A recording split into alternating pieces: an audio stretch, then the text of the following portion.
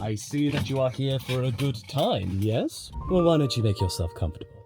Me and my little friend here will give you a good time. Because let's see if we can get Kimi and Ollie back together at Ferrari, yeah?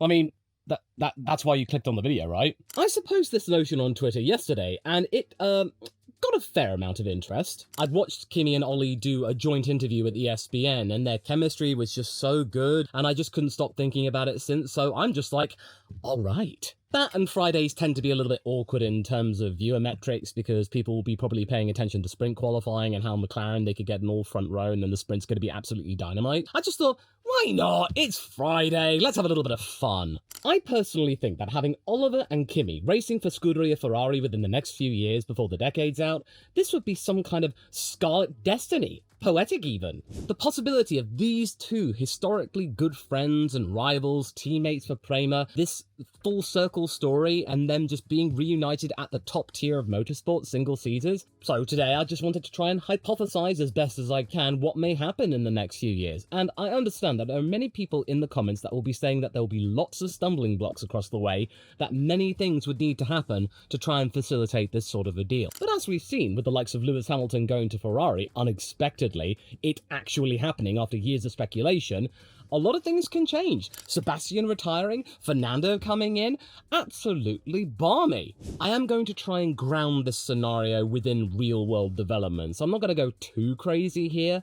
A lot of things are going to happen to make this a reality. So I would just suggest that you have your own personal foams of doubt at the ready. You might be doubting what I have to say, but I'm just going to have the spanner at the ready. So just warning, this is a spanner situation. But there is a lot to consider, like Ferrari's frankly boardroom-driven signing of Hamilton, Leclerc's uncertain future, Mercedes' investment in Antonelli as Hamilton's heir, Bearman's rise via the Ferrari Driver Academy, the tightening chokehold on top-tier seats at McLaren and Red Bull. Yeah, there is a long-term plan set for right now, but things could easily change if relationships go sour. However, I just think that the already proven dynamic between Bearman and Antonelli, it would make good marketing and sporting logic. In doing so, I think it would just be doubling down on what Ferrari did back in 2019 by signing that 5-year deal in Il Predestinato, believing in young blood, but this time in stereo. That and potentially having an Italian driver that may win for Ferrari for the first time since Michele Alboreto in 1984,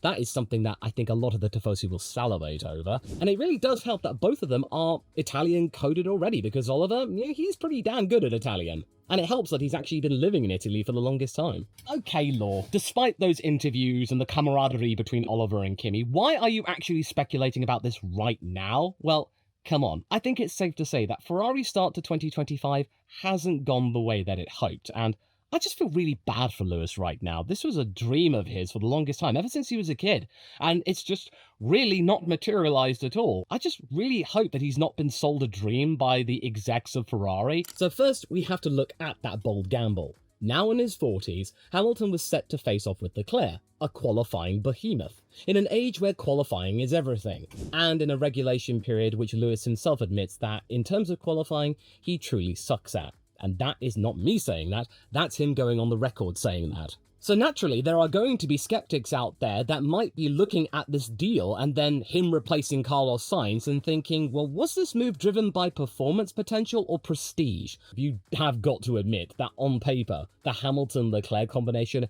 is pretty spicy, especially if both of them are firing on all cylinders and the car is where it's meant to be, like it was at the back end of last year, not where it is right now. You've got the veteran grit and the youthful firepower, although admittedly that youthful firepower is maturing slightly, so that element may start to become slightly less relevant. It may evolve into something else, especially when you consider that a quarter of the grid have only just outgrown needing an afternoon nap. It's crazy. But yeah, the results have been mixed. Ferrari sits 4th after round 5, though closing in on Red Bull, and despite Hamilton and Leclerc bonding publicly, Italian media suggests tension, with the team gravitating toward Lewis and Charles pursuing his own setup path. While nothing has really blown up as of this recording, it is a really high-stakes balancing act here. Anything could happen in the next few months, and let's not forget the balancing act that there may be on social media. You've got the Lecfosi and Team LH, two of the biggest titans of the F1 social media sphere, and any moment they may go to war.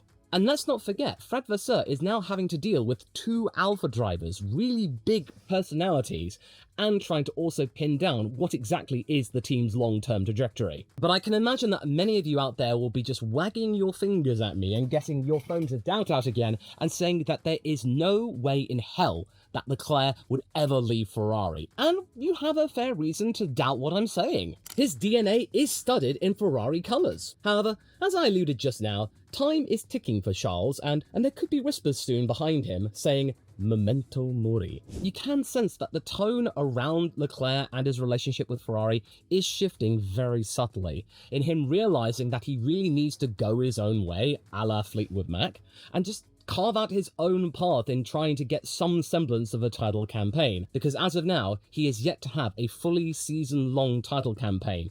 The closest he got was 2022, which sort of fizzled out after the French Grand Prix. Publicly, Charles has said that Ferrari's road back to the front would be longer than I would want, and behind closed doors, leaks have painted a picture of restlessness, a sign that he felt sidelined as Hamilton's influence grew.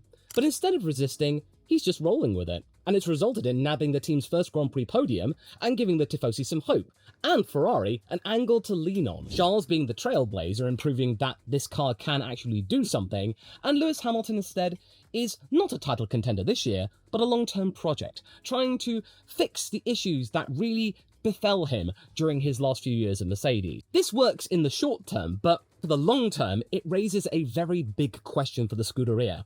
What do they need to do to keep Charles happy? If the recent reports of Ferrari being down in the power unit department for the new regulations are true, like with Red Bull, and a title contending car doesn't arrive anytime soon, could he walk? Nearing 30 and still without a full season campaign to show for it, Leclerc would probably start talking to other teams. Where exactly? I do not know. So Ferrari really need to decide, do they double down on Leclerc and really commit to him?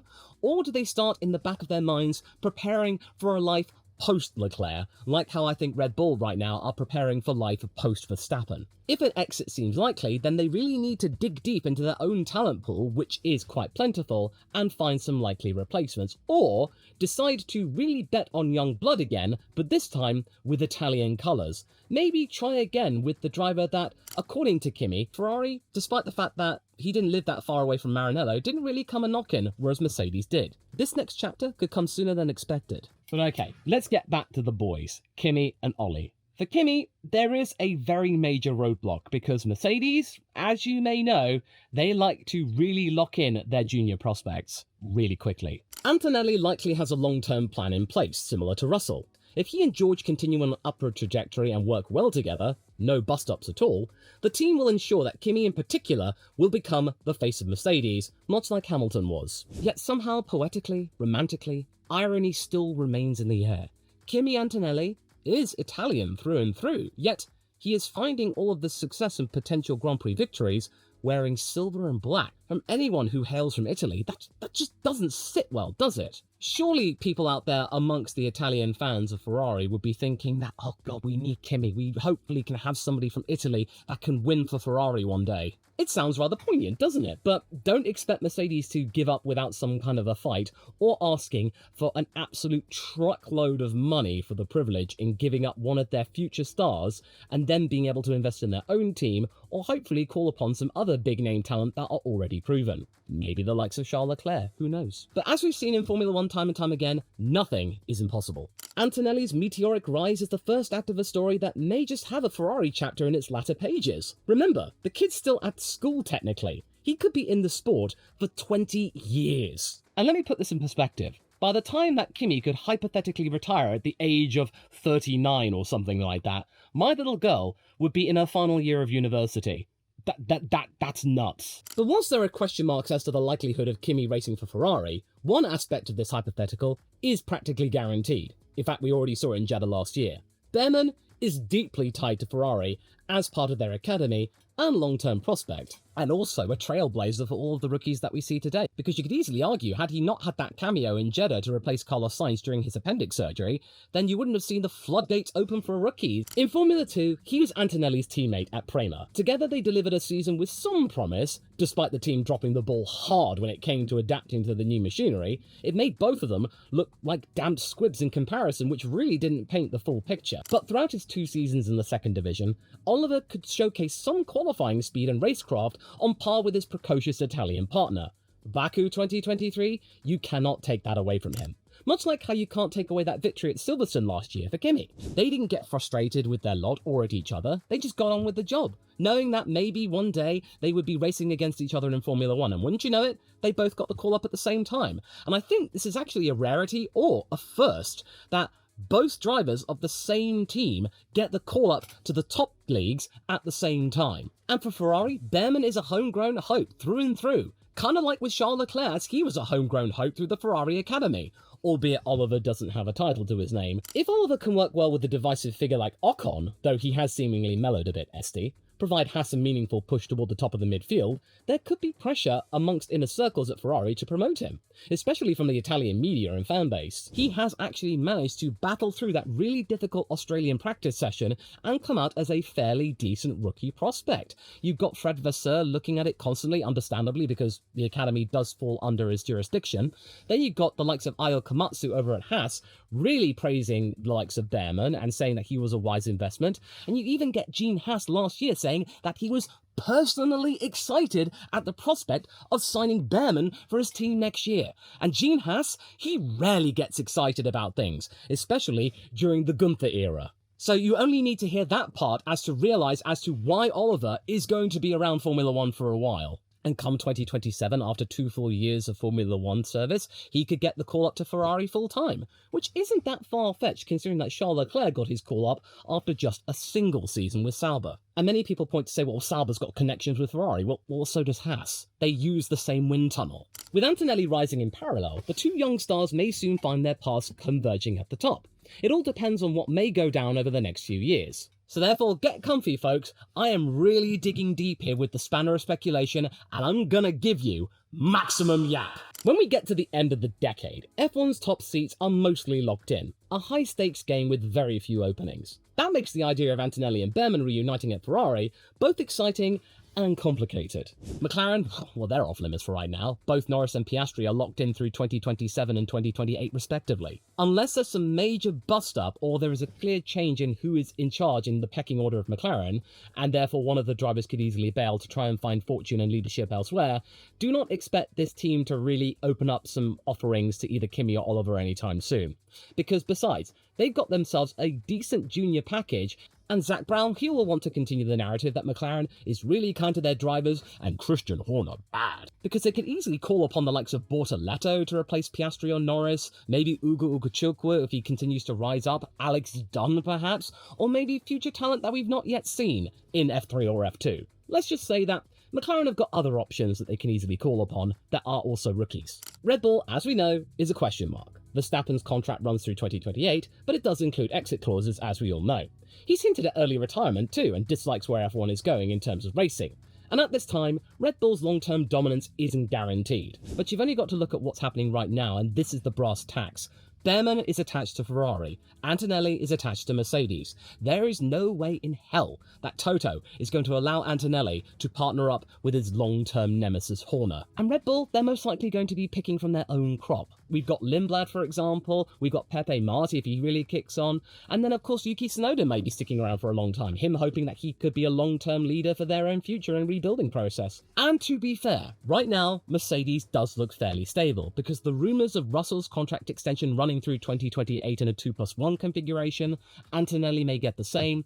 This whole scenario pins it on being 2029. So yeah, Antonelli's place is secure, but Ferrari's allure might one day tug at the young Italian, especially if he ends up having won a world championship with Mercedes already and maybe seeking a new challenge. Or Ferrari digs deep, as I said, into their coffers, because they are the wild card here. Hamilton may have grown weary at the prospect of trying to go for an 8th world title and retire after 2026. Leclerc has an exit clause in his contract, it's a 3+2 deal through 2029, and if he's not satisfied with Ferrari's lot, he may consider his options elsewhere. Because I doubt that he will be willing to wait another 2 seasons for Ferrari to get their act together and give him a championship-worthy car that will go the distance through Abu Dhabi. Therefore, that could open the door up for that pairing of Bearman and Antonelli. Antonelli, he may face a career-defining choice. Continue as Mercedes' golden boy, or answer Ferrari's call and become an Italian spearhead that they've not had in decades. Because may I remind you, 2026 means that the engine regulations are no longer frozen, and we've seen through 2020 and 2022, before they were frozen in deference to Red Bull so they can get their powertrains division all together, they will no longer be restricted by these regulations, which arguably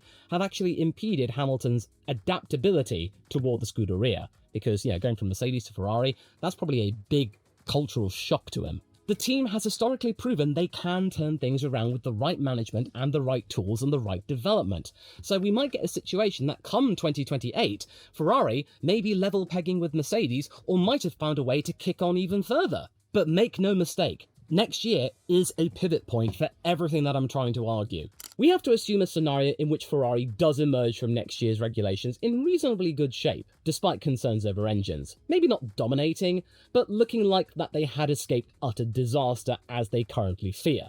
Hamilton, he may not have won an 8th title, but at least he would have had a few wins to his name in red, so he could at least go off with a bit of a smile on his face and something attached to his legacy. Leclerc, still waiting on a title, will be evaluating the team rather closely. If in the next couple of years they are genuinely on the rise, Leclerc might be content. He would commit through 2029. The same thing could easily apply to the likes of Kimi and Antonelli. If Mercedes absolutely boss these regulations, there'd be no need for him to go looking elsewhere. That maybe if he decides to even consider the idea of Ferrari, that could wait for much longer in the future, when he's approaching his 30s, not when he's in his early 20s, when he could easily just shack up with Mercedes for a good long while, become the face of the company, and therefore go on to win a couple of world titles in the not too distant future, with Russell, Verstappen, you name it. But there are ups and downs that could easily befall both teams. Mercedes may start off strong, but they may have plateaued, whereas Ferrari, the development curve, may easily see them just join Mercedes or even surpass them. Reminder, the engine regulations will no longer be frozen. These teams, with their deep pockets, Ferrari and Mercedes, they will go hell for leather as much as the cost cap will allow. And the real question is this: does Antonelli decide to stick or twist? Will he just do yet another contract extension come 2028? Or does he decide to answer Ferrari's call? And again, Ferrari having to pay very, very much for this opportunity. So let's say for funsies, Ferrari actually does this and announces for 2029 that Andrea, Kimi and Antonelli will partner Oliver Bearman. For fans who watch them rise through the junior leagues, it would feel like destiny fulfilled. Rivals and friends reunited once more, trooping Italian colours like they were with Prema. And F1 thrives on these kinds of stories. Two Gen Z racers who are chronically online and just completely get on famously and spectacularly, naturally so, leading Ferrari into a new era and into the 2030s with young blood in both seats. Antonelli, an Italian in red, it would reignite the Tifosi, maybe giving them hope after a few years of it not really materialising with Hamilton. Again, I'm not digging on Lewis, I'm more sort of disappointed with the management. You got Bearman as well, a Ferrari Academy gem. The Tifosi would be well aware of his progression, they would have been really pleased with his lot in Saudi Arabia. And by 2029, Oliver could still be there. He could have had a couple of seasons under his belt and really gained some traction. Or he could easily have crashed out, he may not be there. It depends whether or not he synergizes well with Ferrari, but I would think that he would, since he's been around them for the last 3 or 4 years, and in every interview together there is that sparkle. Shared jokes, knowing glances, a rivalry forged in respect. Ferrari wouldn't just be signing drivers, they'd be signing a narrative, a story, an already collaborative competitive duo, and it would change the philosophy of Ferrari. No longer would they be thinking of just going, oh, we'll just sign a big megastar and call it a day, maybe they can get us out of a rut, even though Ferrari weren't in a rut last year. That is a big difference between when Alonso was called up, when Vettel was called up, and Schumacher was called up. But instead, Ferrari would just be supporting and developing brand new legends of the sport who would have a track record. They would have nigh on 100 Grand Prix to their name. They wouldn't be brand new, but nor would they be veterans. Their story would have only just begun. They would represent continuity, youth, long-term realities instead of relying on short-term fixes. And even if Antonelli has or hasn't won a title with Mercedes by 2028, the lure of leading Ferrari as an Italian could be irresistible. Sebastian's voice echoing in the wind. Much like how Toto let Max Verstappen get away, Ferrari allowed Kimi to slip through their fingers, like I touched upon earlier. And if Mercedes sign a Verstappen-like figure or Kimi's relationship with George deteriorates, internal politics may push Antonelli toward the exit, because potentially George Russell could have won a world title by then. There may be that tension a la 2016, and Toto, as we know, is very keen for that not to happen again. I would not be surprised that he would be prepared to sacrifice one of their drivers, or one of their drivers might decide to do it for him. Again, this is all part of the hypothetical here. Right now, Kimi looks set in stone, as does George. And again, it also depends on what Charles Leclerc does. If he does give up on Ferrari, it does leave a seat open. If he decides to roll along for the next couple of years, then it doesn't. And realistically, Kimi and Oliver would face immense pressure. But based on their strong early outings in full-season F1 campaigns, they do seem ready. Their friendship could even become Ferrari's secret weapon, creating a united front in development and strategy. Like how Berger and Alesi in the 90s grew to become brothers-in-arms in a period of Ferrari's history which yielded little in terms of success, and arguably stunted the progression of a very young and feisty Jean Alesi. And I'm not expecting fireworks with Kimi and Ollie, I'm expecting synergy. The optics for this reunion as well depend on Ferrari coming up with the goods, because I could easily imagine that if Ferrari just failed to show up in their first season together, then the likes of Bearman and Antonelli would be blamed, and then Ferrari would be criticised for relying on inexperience in both seats. Even if it's unfair, it's likely to happen because the pressure from the Tifosi is immense. But conversely, if it doesn't, oh, it'd be the greatest thing in the world. Ferrari would be branded geniuses. This pairing is not only realistic in Formula 1, but it's already happened in the junior categories. What's stopping this from happening again? But it all does depend on timing, performance, and making bold decisions. But as we've seen with Ferrari and Lewis, it's not afraid to make those bold decisions, so what's another one? Yeah, what's that gonna do? But trust me, if this reunion happens, Ferrari will seriously lean into this hard, because it would be a brand new chapter for them. They would hope to emulate the legacies of the greats, Ascari, Schumacher, Lauda, you name it, and they would have a lot of time in which to do so, because as we saw with the likes of Leclerc, Ferrari, if they saw a golden boy, the Tifosi, they're more than prepared to wait for it. Now, of course, as we've seen with the likes of Lewis and Nico, a friendship could easily just evaporate if there is a title to be had and Ferrari are in the pound seat for both the top two places. But we have seen hints that this connection goes really, really, really deep. That maybe this is a bond that is completely unbreakable. That maybe the allure of bringing Ferrari back to the top is stronger than any beef between them. A joint effort in trying to eschew politics, like we're seeing from Sainz and Albon, just completely just putting that to the side and doing what is best for the team. And that unity, working for the whole, working for Ferrari instead of your own individual efforts, that will carry them very well amongst the Scuderia and the Italian fans and the media. I know, if you're brand new to this channel, you might be thinking I'm just talking absolute bollocks. You may not be buying into this, but I'm just appreciating the fact you got this far into the video, and I'm more than happy just to provide you some sense of entertainment, even if this is probably not going to happen in the next few years.